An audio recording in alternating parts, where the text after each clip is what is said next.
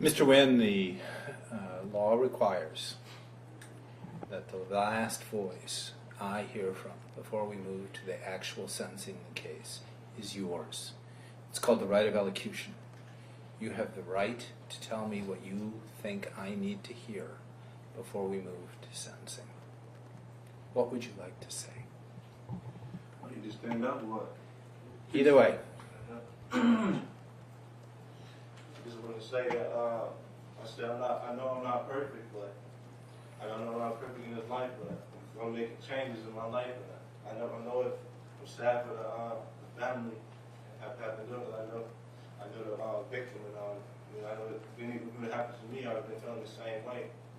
I just want to say that you just I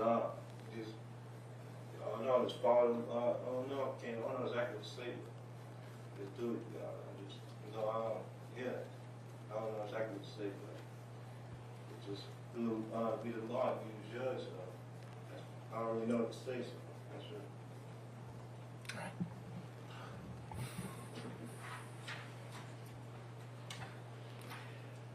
Well, let me start by making some general comments. Of course, this was a brutal murder. Broken jaw, strangulation, multiple stab wounds, running 4 to 5 inches deep. The terror of a woman, elderly woman living on her own, attacked in her bed in the dead of the night. 5 years of unknown, having to live with that. I can just barely wrap my head around the pain, the frustration, the anger, the rage, and returning again to the pain at the loss of mother, a grandmother, an artist, and clearly somebody deeply involved in her community. And I want you all to know that I read the statements that were sent to me, and certainly take note of all of the things that she represented to so many people. And to extend my sympathy as a human being at what you've all had to go through, and especially those closest to you, Mr. Spiller, other family members. I'm just very sorry for what happened. I also want to acknowledge the more general damage that's done to the community when a crime like this occurs. You know, this is why people lock their doors at night. This is why people are scared to walk outside at night. This is why people move away from our neighborhoods. And I want to acknowledge that this crime, in addition to the awful pain that that Ms. Spiller went through, that her family consequently went through, this also worked a very real harm on that community. And frankly, another blow at a community that doesn't need any more blows. And I want to acknowledge that as well. I also want to say that I received the statements sent by family members and friends of the defendant's family. I want to acknowledge what must be going through all of your heads.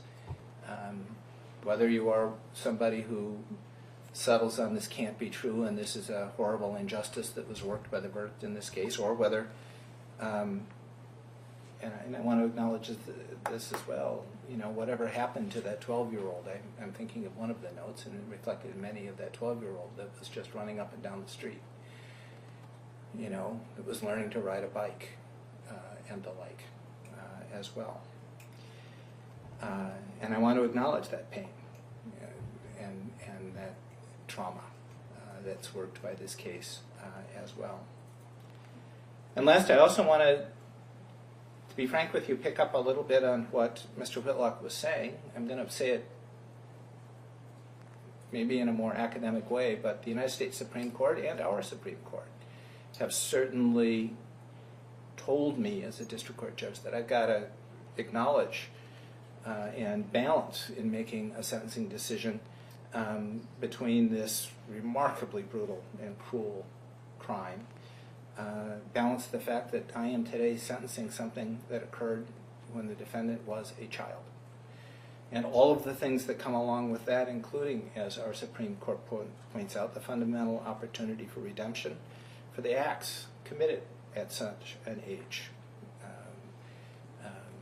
It's the Miller Doctrine and cases that fall after that, and it requires me to consider the fact that at 14, a young man's mind is not fully molded, and that we ought to leave room open for the chance for redemption, the chance for rehabilitation for that.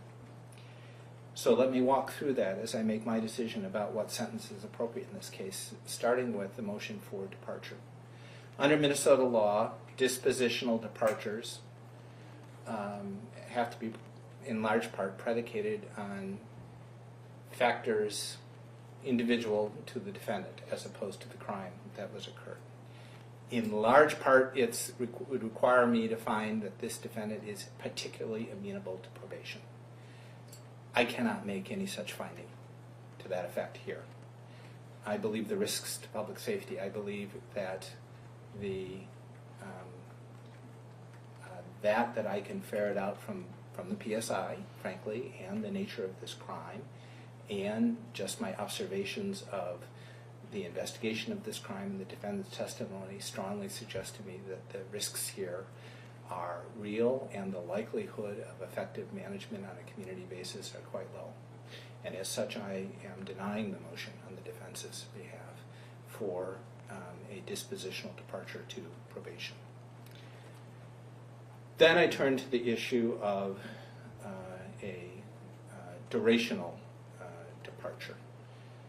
That is going lower than the span that the legislature through the Guidelines Commission has made available to me in this case, which is between 261 months and 367. Here again, and I'm not going to belabor it, there is nothing in the way that this crime was committed that would suggest there's a justification for a downward durational departure in this case that is going lower than 261 months.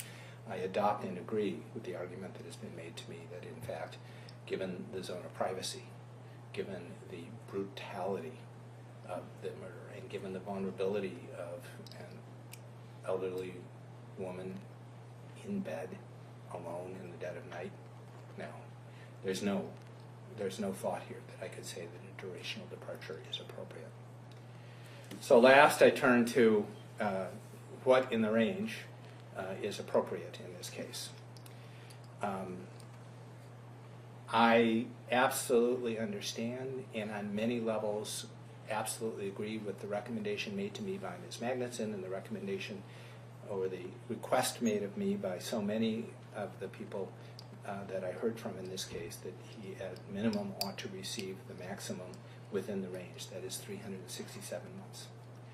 I do still have to balance that with the fact that I am sentencing a child today.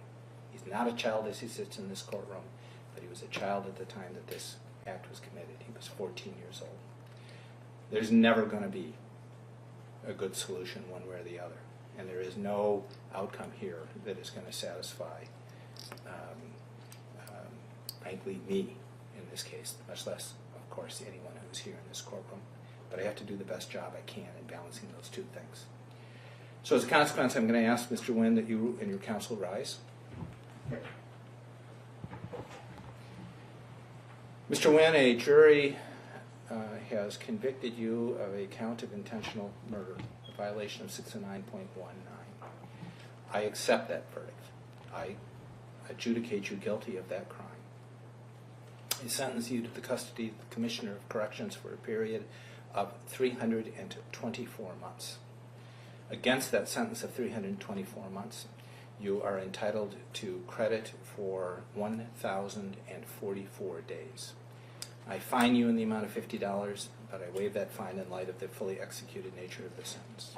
There is a $78 surcharge that will be taken from prison earnings. I am ordering you to pay restitution to the benefit of the Minnesota Crime Victims Reparation Board in the amount of $3,413, and I will be signing an affidavit to that, or affidavit and order, excuse me, to that effect today. I will note that that order will be executed subject to the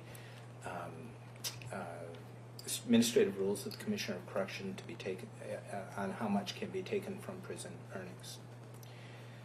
I order that you provide a DNA sample if you have not already done so.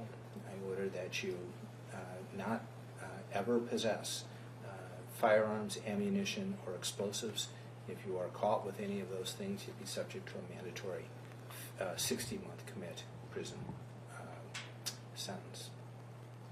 Counsel, is there anything that I've admitted, omitted, or added that was improper in this sentence? I don't believe so, Judge. Thank you. Mr. Whitlaw? Nothing further to defend, Your Honor. Thank you. That will conclude this hearing. Thank you. We do. Mr. Allard, what do you want to do about the remaining case? Your Honor, I need to sort that out by talking to that victim to see what our thoughts are on that, and I would suggest that if we decide to proceed on that, we can just get a court date at a later time. If we need something in the system, we can set a tracking date. Set a 30-day tracking date. Just for your knowledge, there are two indicted cases. They both ours. No. One's. Oh, isn't the other one a misdemeanor? The other one is listed as due cold right now. Oh, okay. I'll look into it. All right. 30-day tracking for both. Thank you. We are adjourned.